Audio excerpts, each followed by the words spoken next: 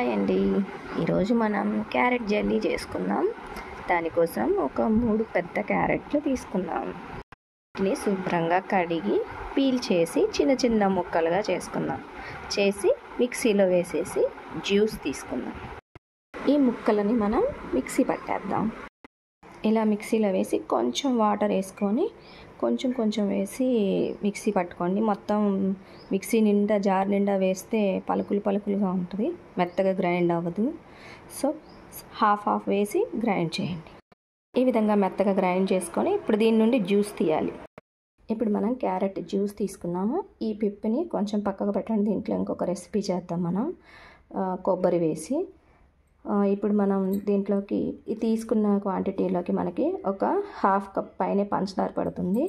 ఇది వచ్చి కార్న్ఫ్లోర్ ఒక చిన్న స్పూన్తో 2 స్పూన్స్ తీసుకోండి. అలాగే ఇలాచీ పౌడర్, జస్ట్ ఇంతే ఇంగ్రీడియంట్స్.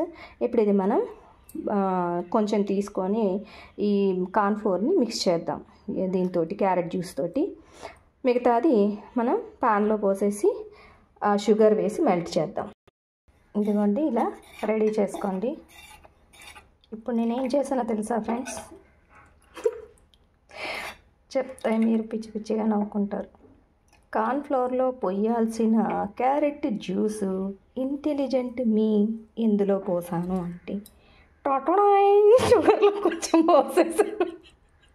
ఇదేంటిది అని చూసుకున్నాను, ఆపేసి మళ్ళీ దీనిలో పోసాను. సో ఇలా ఉంటాయన్నమాట మన కంగారు. ఆహా, ఎందుకే ఆడవాళ్ళకి పీత బ్రెయిన్లు అంటుంటారు.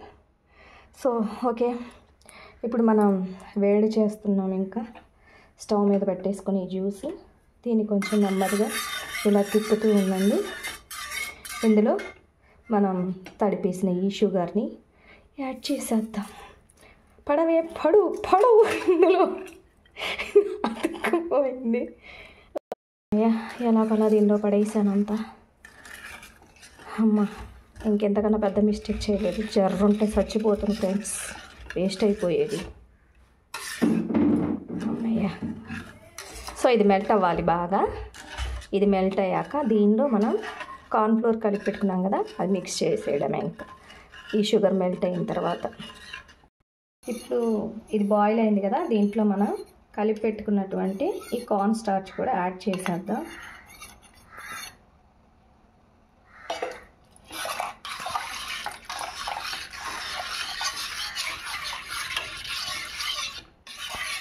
ఉండలు లేకుండా బాగా తిప్పుతూ ఉండాలి ఇట్లా, లేదంటే లంప్స్ లాగా ఫామ్ అయిపోతుంది.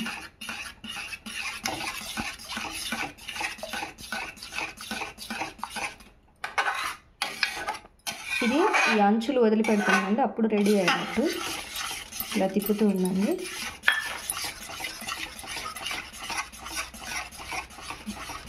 ఇందులో ఒక 2 స్పూన్స్ ఘీ యాడ్ చేసుకుందాం. మంచి స్మెల్ వస్తుంది, బాగా ఫ్లేవర్ బాగుంటుంది.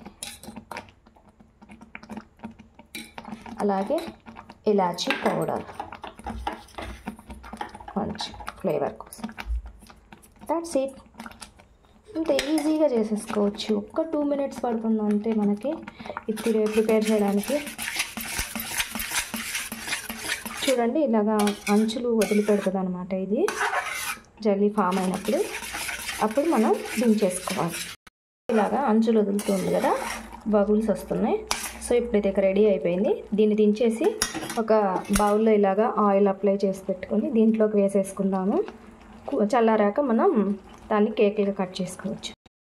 ఇప్పుడు ఇది కంప్లీట్గా చల్లారాలి. చల్లారాక మనం డిమోల్డ్ చేసి కేకులుగా కట్ చేసుకోవచ్చు. ఒక ½ an hour పడుతుంది ఇది కూల్ అవ్వడానికి. వెయిట్ చేద్దాం.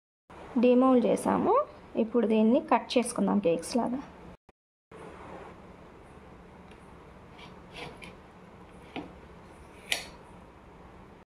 కట్ చేసేసాను. రెడీ అయినవి మన పీసెస్ అనేవి. చూసారు అలా ఉందా, ఇంత మంచిగా సాఫ్ట్గా జెల్లీలాగా. చాలా టేస్టీగా ఉంటుంది. తిని చూడండి ఒకసారి చేసుకొని. ప్రతి ఒక్కరు కూడా బాగా ఇష్టపడతారు దీన్ని. ఎంత మంచిగా వచ్చాయో. సో మీరు కూడా ట్రై చేయండి.